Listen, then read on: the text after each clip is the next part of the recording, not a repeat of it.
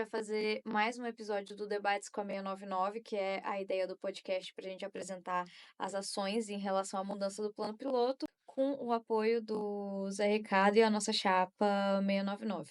Então, eu vou começar com uma pergunta, assuntos polêmicos, né? Mas a gente tem que abordar, que é qual é a sua opinião sobre as ações e as atitudes gerais do governo ibanez aqui em Brasília?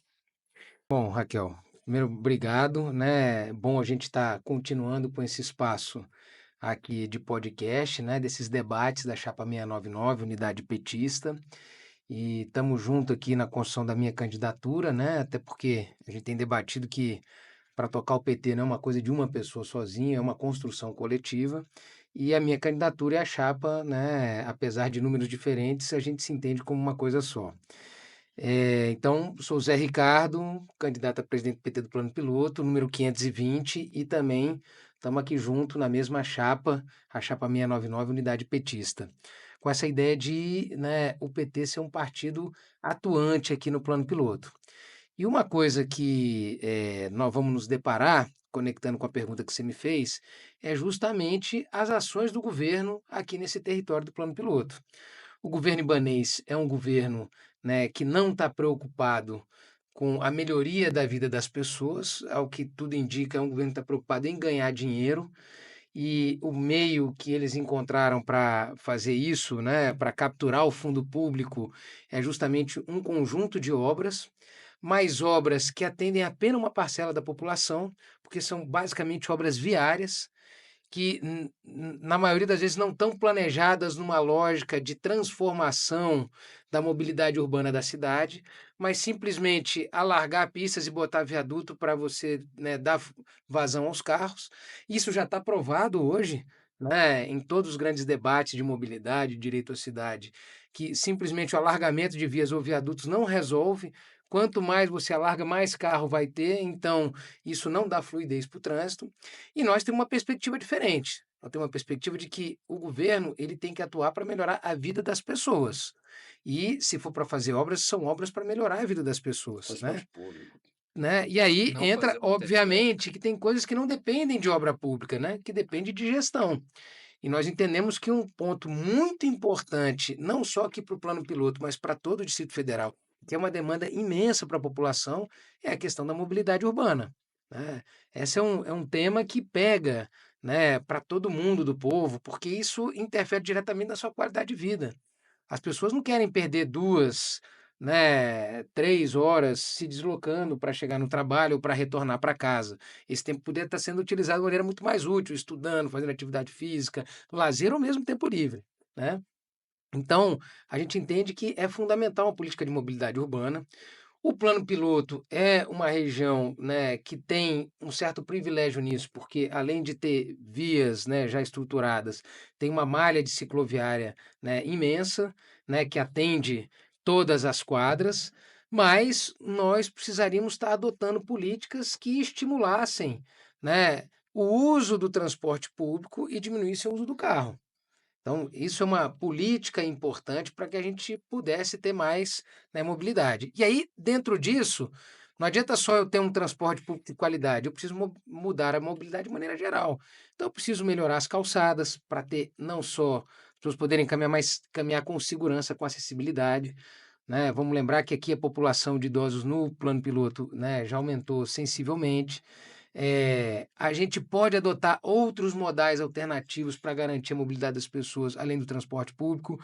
Tem experiência aí dos patinetes elétricos, mas eu acho que tem outras, né? Então, tem o uso de bicicleta é muito importante, mas outras formas, e a própria pedestrialização, né? Garantir que as pessoas possam andar pela cidade é importante, ainda mais numa cidade como, né, aqui na região administrativa do Plano Piloto, onde a gente, inclusive, adota uma concepção de cidade aberta, né? Os prédios são pilotis, aqui você não tem condomínio fechado, você não precisa dar a volta, mas você pode cruzar a cidade por onde você quiser passar, por debaixo dos blocos você circula na cidade. Então, eu acho que essa é uma questão muito importante, e acho que a nossa chapa quer se, né, se dedicar a isso. E claro, para finalizar aqui um pouco a análise do governo ibanês, a gente entende que a lógica do governo, né, é só privilegiar mesmo a privatização. E aí, a comunidade aqui do plano piloto, que muitas vezes precisa da Nova Cap para resolver problemas de infraestrutura, né, tem dificuldade, porque a Nova Cap não atende mais diretamente, apesar de ter um corpo de funcionários, de concursados. Ela terceiriza serviço para outras empresas, as empresas não atendem bem e a fiscalização da Nova Cap não é adequada, não garante com que essas empresas atendam as necessidades da população daqui de maneira a contento e com qualidade. Então, acho que são coisas importantes para a gente observar aqui no debate do plano piloto. É, Zé Carlos, um prazer estar aqui nesse podcast. Eu tenho acompanhado também a questão da saúde, né, que está muito deteriorada no plano piloto. Saúde, infraestrutura e transporte, como você falou, porque, por exemplo, o metrô não vai até o Gama, o metrô não vai até Sobradinho, então Entra a na Asa Asa, Norte. Asa Norte e tudo.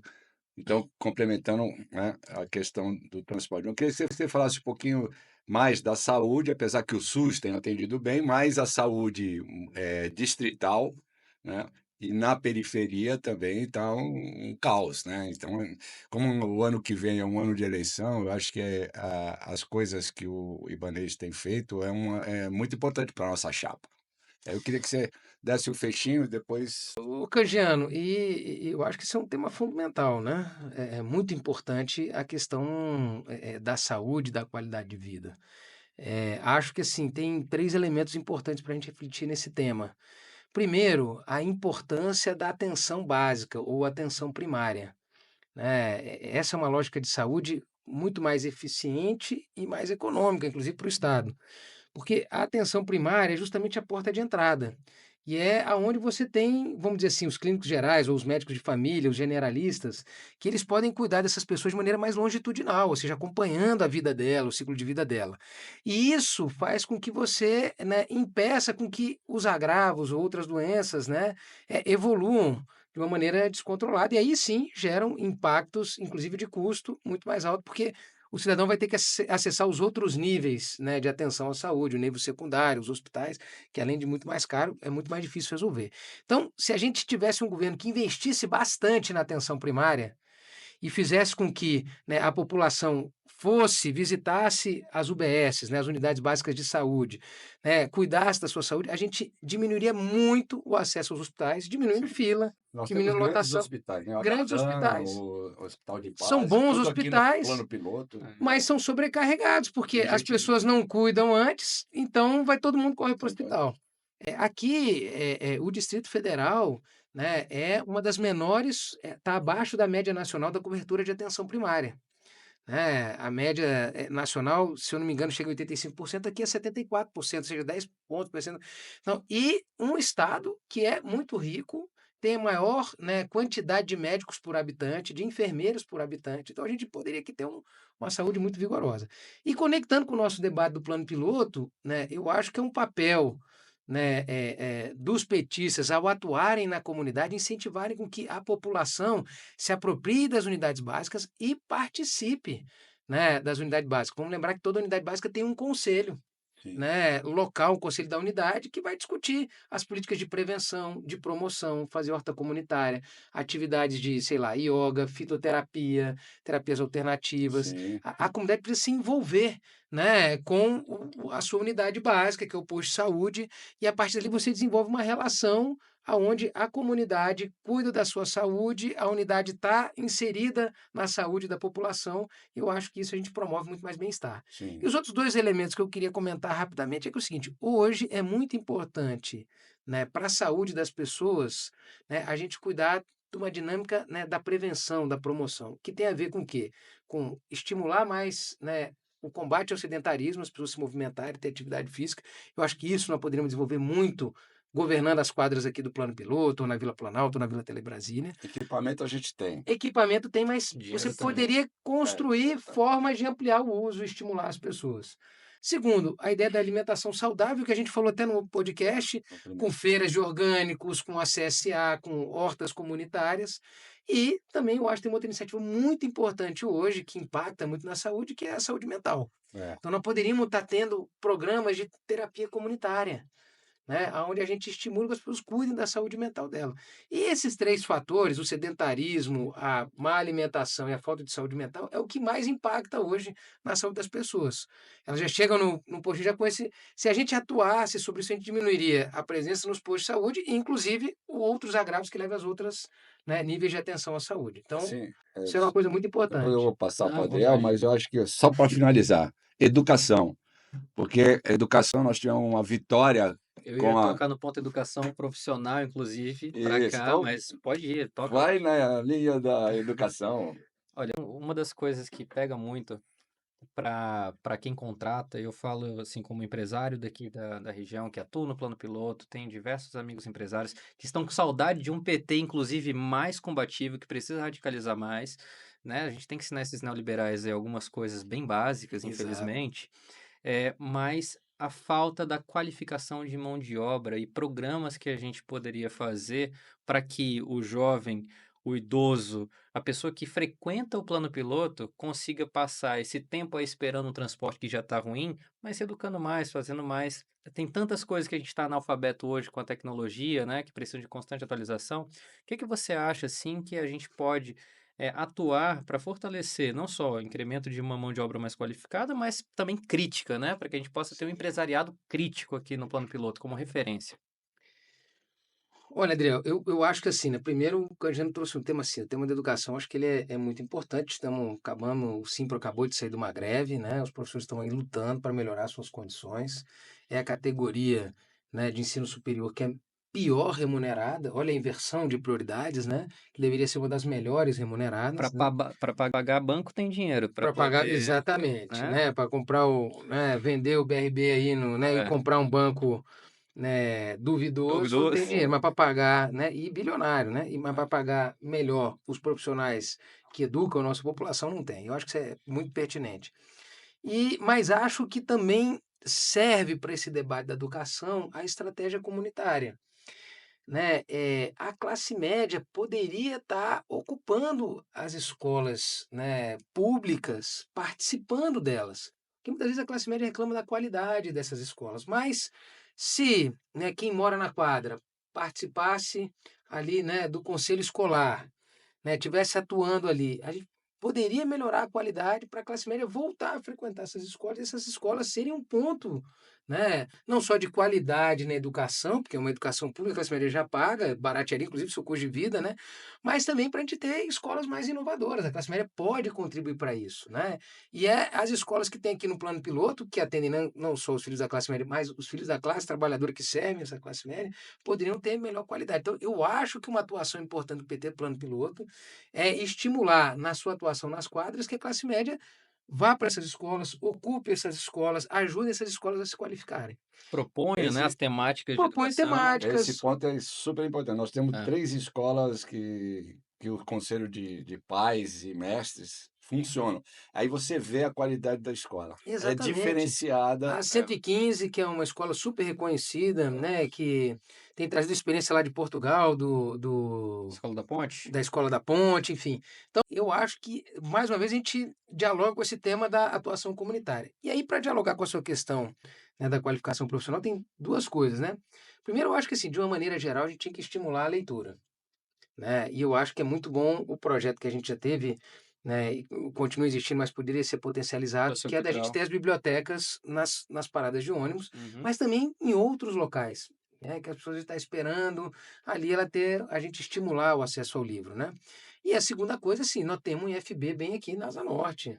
A gente poderia potencializar, ajudar, e o pessoal do IFB tem que comentar, tem muito curso que, né, não completou a quantidade de vagas, então a gente pode ter uma ação, né, para de estimular que as pessoas acessem, né, essas ofertas educativas que estão lá, está sobrando vaga, tem espaço, e essa forma, né, de utilizar essa estrutura que já está aí do Estado também qualificaria a mão de obra aqui para o plano piloto, para inclusive atender aí a demanda, né, que você trouxe um pouco dos médios e pequenos empresários aqui da região.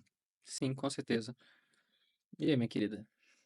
Eu queria primeiro fazer um adendo sobre essa coisa das escolas, que eu acho que é muito essencial até pensando numa experiência bem brasiliense de crescer entre a quadra. né, as crianças crescerem convivendo com as outras crianças da quadra. Eu acho que isso é uma coisa que, na minha visão, parece ter se perdido um pouco, mas que Brasília tem essa proposta junto com a cidade, né, a construção da cidade é esse crescimento comunitário, tanto que toda quadra tem um parquinho, né. Sim. Toda quadra tem um parquinho. E como que as crianças estão frequentando os parquinhos? E para além dos parquinhos, os jardins das quadras, eu acho que isso aí até dá para se comunicar com o que você falou das hortas, né, comunitárias. E assim, Raquel, também comentamos no outro podcast isso, tem companheiros da nossa chapa que estão defendendo isso, a gente poderia ter uma proposta, vamos dizer assim, de contraturno, de atividades recreativas e de lazer nas quadras, Uhum. né, como uma organização onde a gente estaria usando melhor o espaço público da cidade. Tem um monte de jardim, por exemplo, tá fazendo coisa subindo em árvore, atividades lúdicas com essas crianças, né? E tudo ali próximo, ou seja, quem está na quadra e tem um serviço ali de contraturno comunitário acontecendo, a pessoa nem precisa gastar com transporte ou levar, a criança já desce, já está ali. E se a gente integra isso com as escolas, né, então uma coisa potencializa a outra, né?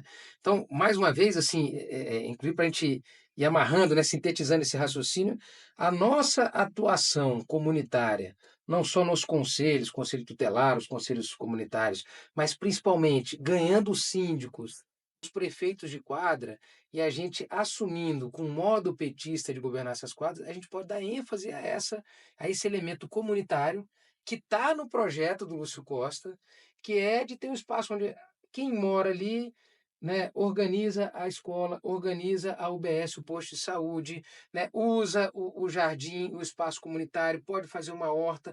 Nós podemos ter quadras muito sustentáveis, reaproveitamento de água, telhados verdes, energia solar nesses telhados, né, ou seja, você estaria gerando energia de uma maneira limpa, Sim. né? A gente pode ter uma Bem melhor do que dimensão fazer a termoelétrica lá em bem Sampaio. melhor do que Nós fazer do a plano termoelétrica. piloto temos que saber isso. É É. importante, Cada vai quadra atrapalhar aqui todo poderia estar mundo. gerando uma quantidade Placas de energia. solares nos prédios também. Exatamente, para estar gerando Os energia, no mínimo prédios energia públicos. da iluminação É, pública. É. sim. No mínimo da iluminação pública, mas É. a depender poderia até estar ajudando a diminuir o custo da energia de cada morador, Exato. Perfeito. né? Aproveitamento de água, e isso melhorar a arborização, horta comunitária que é esse contato. Então, tem um conjunto de iniciativas que a gente pode adotar nas quadras que despertam um senso coletivo e comunitário, ou seja, a gente está combatendo a hegemonia dominante do individualismo, e a gente teria a oportunidade de, ir encontrando essas pessoas, politizarem, despertar a consciência crítica sobre o modo de vida, né? Questionando então, esse modo de vida capitalista, individualista, consumista, mas uma lógica mais sustentável, uma lógica comunitária, uma lógica onde que a gente se De apropria da liberdade educação, Eu, de mesmo. liberdade, a gente se É. apropria da saúde, né? Eu acho que são todos pontos eu, muito. assim, fico muito feliz com a sua fala, porque eu sou prefeito comunitário 4 anos e estou na vice-presidência do CCAN, Conselho Comunitário da Asa Norte. E as nossas preocupações são essas. A gente tem alguns já eventos e tal que a gente traz para poder trazer para a quadra uma relação de amizade, de solidariedade, né? de zelo do bem comum que nós temos, que é maravilhoso, o arborismo, os pássaros, tudo. O plano Exatamente. piloto é É. muito, É um vamos jardinzão, dizer assim, cara. É lindo. Agora, eu queria que você falasse um pouco de duas coisas. Sobre os vulneráveis, porque a gente tem, inclusive, muita luta com relação aos vulneráveis, tem quase 7.000 moradores de rua, Uhum.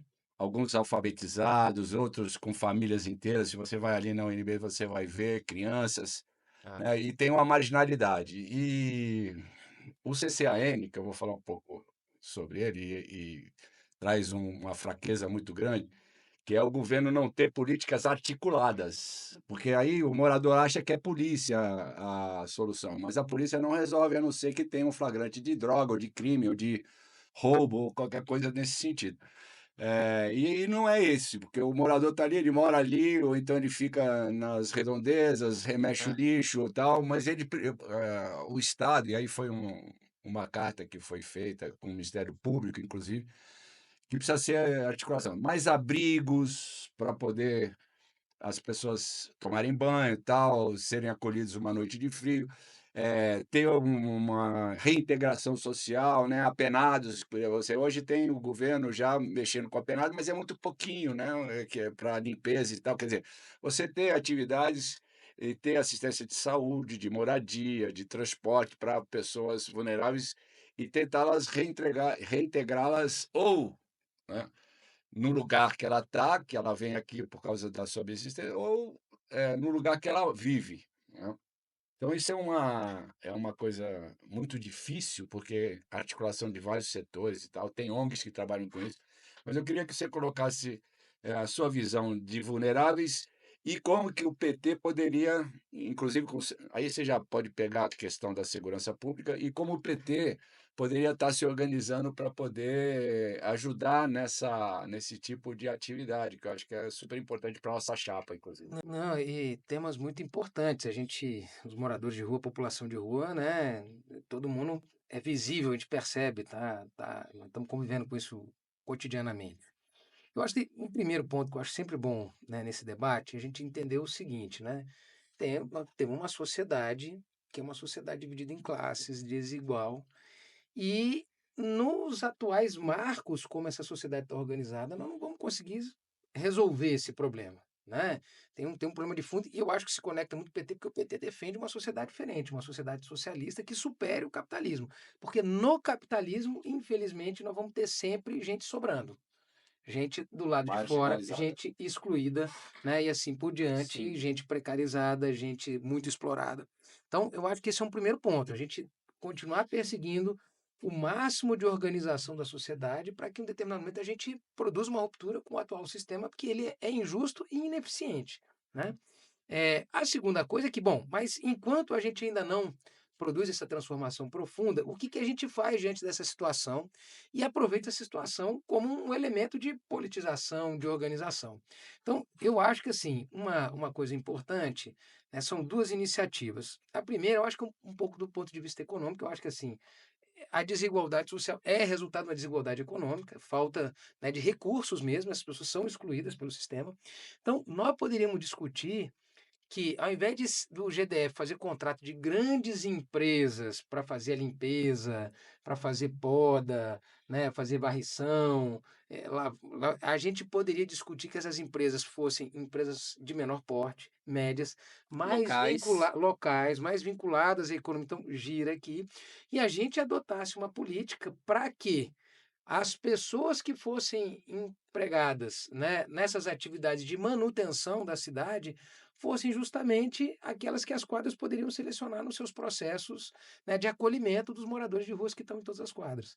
Então, a gente poderia dar uma alternativa de emprego. Acho que tem uma experiência muito importante que é a da revista Traços, que todo mundo aqui conhece, que faz justamente isso, né? Você se conecta com aquele morador de rua, você eh agrega, né, melhora a vida dele, qualifica ele, ele passa a ter um caminho para ter uma renda. Enquanto a gente não resolve a renda também, não tem muito o que a gente fazer. Não Agora, mesmo. o segundo elemento que eu acho muito importante é que o PT poderia ter uma frente de assistência social, como os Panteras Negras já fizeram isso no passado e foi muito importante, que é o partido ter uma ação de solidariedade.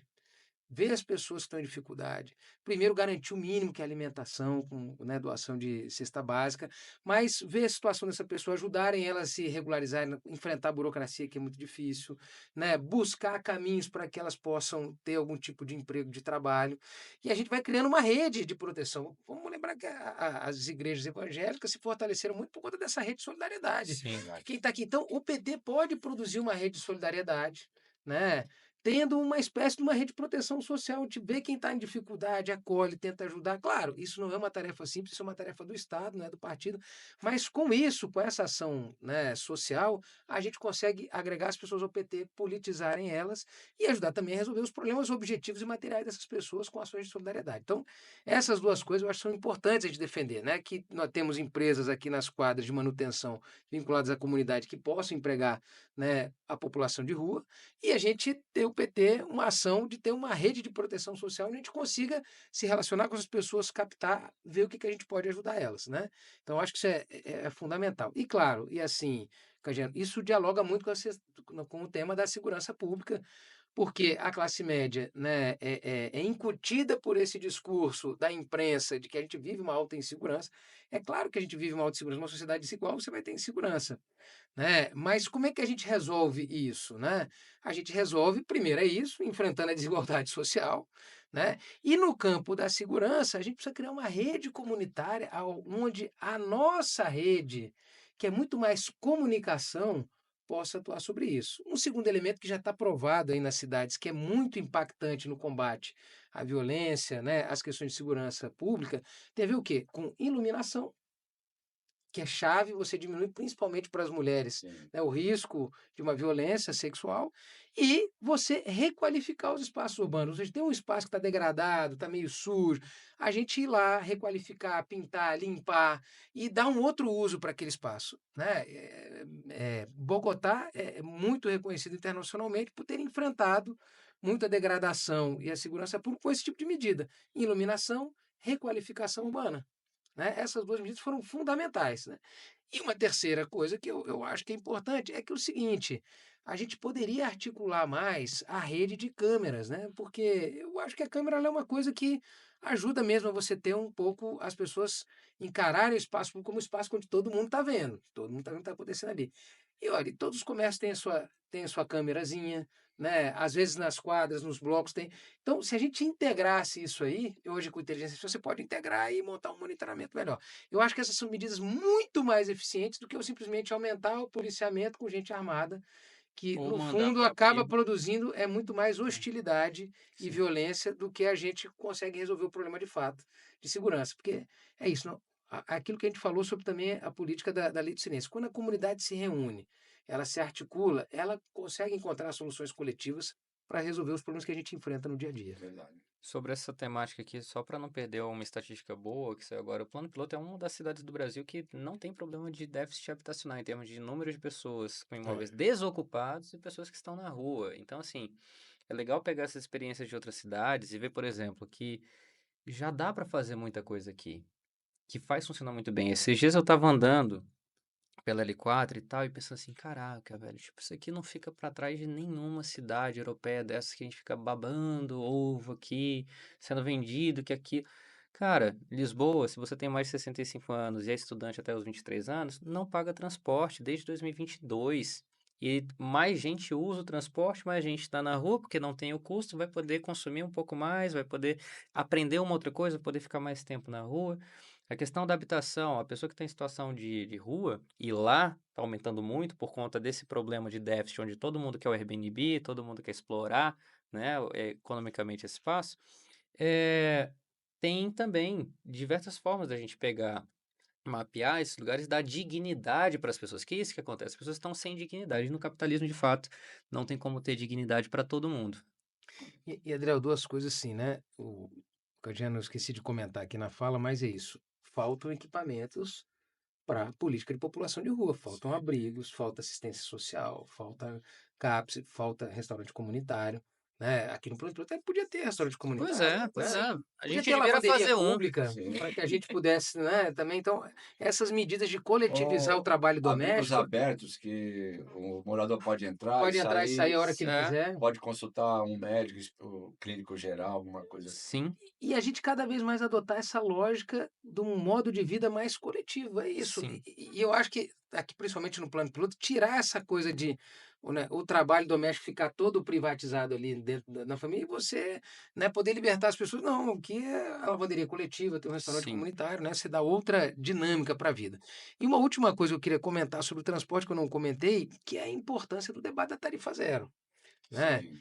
Que está cada vez mais consolidado, né? E o tanto que é importante a mobilidade entrar como um elemento, assim como o SUS, como o sistema de educação, que é público e gratuito para todo mundo, Exato. né? Porque isso beneficia todos. Porque hoje a gente tem um sistema de transporte onde quem paga por isso, né, é a população mais pobre duplamente. Porque a população, além de mais pobre, além de pagar a tarifa, a passagem, ela banca via os impostos com orçamento público a infraestrutura É. de parada de ônibus, de Sim. asfaltamento, né, de sinalização, tudo isso o povo já paga. É né? um custo muito alto para Muito o alto, né? Muito administrativo. alto cuidar de, né? Além de que a tarifa zero, ela gera uma dinâmica para a economia importantíssima, porque olha o tanto de empregado doméstico que essa classe média teria, se tivesse tarifa zero, ela não ia pagar. Esse dinheiro ela podia dar para aquela pessoa remunerar melhor, ou ela vai gastar, isso vai alimentar a economia, então isso gira, né? E aumenta a mobilidade das próprias pessoas, porque quantas pessoas deixam de fazer as coisas porque tem que gastar, É. né? Eu postei no Instagram meu ali uma série, né? A Piauí contando a tarifa zero, justamente contando isso. Olha, aumentou o deslocamento das pessoas, porque as pessoas puderam fazer mais coisas, visitar mais os familiares, ir mais ao posto de saúde, ir mais, né, à escola, estudar, ir numa biblioteca, fazer uma atividade cultural, ir para o lazer, porque o pagar passagem é limitador, é impeditivo de você limitador viver a demais. cidade, impede você de viver a cidade, né? Exato. Então, nós temos que defender, e o Distrito Federal tem plenas condições de ter tarifa zero, porque tem orçamento para isso, e mais, né? Nós temos que agora fazer uma disputa, que é o seguinte, né? Os empresários estão querendo também a tarifa zero, só que numa lógica onde paga por passageiro, que é uma lógica que não beneficia o transporte. Nós temos que defender que seja, né, pago pelo serviço, Pela viagem. pela Sim, disponibilidade de ônibus Isso aí. naquele horário. Então você paga por quilômetro rodado e não por Exatamente. passageiro. Até Eu porque. aposto, vou cortar um pouquinho, porque É, eu aposto que se a gente tivesse ônibus igual os corujões antigamente, mesmo cobrando, a gente ia ter mais gente andando na rua. a gente anda Sabe? na rua Extensão de e horário. você E vê. isso baratearia o transporte gratuito em outras horas também. Não, e isso, as pessoas que. E diminuiria inclusive os acidentes, porque da Sim, madrugada o cara quer voltar, mas pode pegar um ônibus, ao invés de pegar o carro dele, é exato. uma forma de estimular. Claro que todo mundo já usa Uber, mas, É. né, eu acho que isso é um caminho. E tem um detalhe, essa lógica, isso eu aprendi recente agora com o Paik, com o Max, fez um debate com o Paik no Instagram, né, que a lógica de você ter um transporte que é pago pela quantidade de pessoas é a mesma lógica dos navios negreiros, dos navios do tráfico negreiro. É. Que aonde o cara que transportava os escravos da África para cá, ele ganhava quanto mais gente ele botava no barco, entulhava o máximo aquelas pessoas. É a mesma lógica do ônibus. Quanto mais gente eu socar no ônibus, mais eu ganho. Mas quem é que anda de ônibus? É Pois é. justamente os negros, a população mais pobre. Sim. Então, atuar numa outra lógica de financiamento do transporte público e da tarifa zero é garantir, inclusive, qualidade, desprecarizar a vida dessas pessoas, né? Isso Eu acho que aí. essa é uma pauta fundamental para o PT, não só do plano, mas de todo o DF. O nosso tempo está. Já eu pediria para a Raquel encerrar aí com Eu uma queria última. só finalizar o comentário de que é muito interessante a gente perceber que o movimento ele é essencial em todas as áreas, né? O movimento ele é importante no transporte, o movimento ele é importante para os moradores de rua que precisam ajustar uma renda, o movimento é importante para as pessoas cuidarem da própria saúde, o movimento é importante para as quadras se movimentarem, para a vida rodar, né? Claro. Então, acho que esse seria um ponto-chave, um ponto forte desse segundo episódio do nosso podcast. E agora eu vou Movimento. dar as últimas palavras para o Zé Ricardo para fazer a finalização. Ah, por favor, coloque na sua finalização aquela espetada aí que a gente não gosta de fake news, tá? Isso é importante. É importante. Inclusive, tem né, umas candidaturas que têm usado o mesmo expediente de quem a gente critica e combate na sociedade, né, que é a extrema-direita, que faz uso, largo uso, né, das fake news, da produção de mentiras, que é enganar as pessoas. Eu acho que é inadmissível no PT que a gente tenha esse tipo de comportamento, né, porque senão a gente vai deixar de ser esquerda e passar a ser direita, né? Então é melhor a gente disputar em outro campo, né?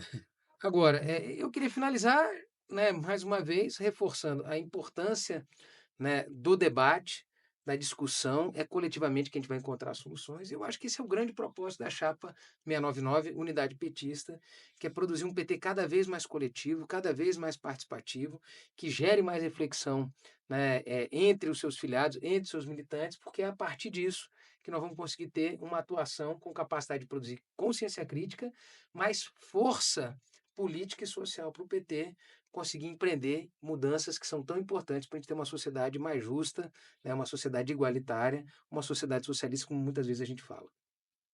Então, Muito bem. vote Dia 6. 520 Zé Ricardo, 699 Unidade Petista. Temos informação. Onde é que vai ser a votação? Dia 6 de julho? Na CUT. Na CUT. Vai ser na CUT DF no dia 6 de julho, que é 6 um de julho. domingo, né? 6/7, de 9 até as 17. Muito bem. Excelente. Esperamos todos lá, né, para dar o nosso voto e a gente ter continuidade e territorialidade no plano piloto. O Zé Ricardo e Guilherme no DF. É isso. Muito bem, muito Tamo obrigado. junto.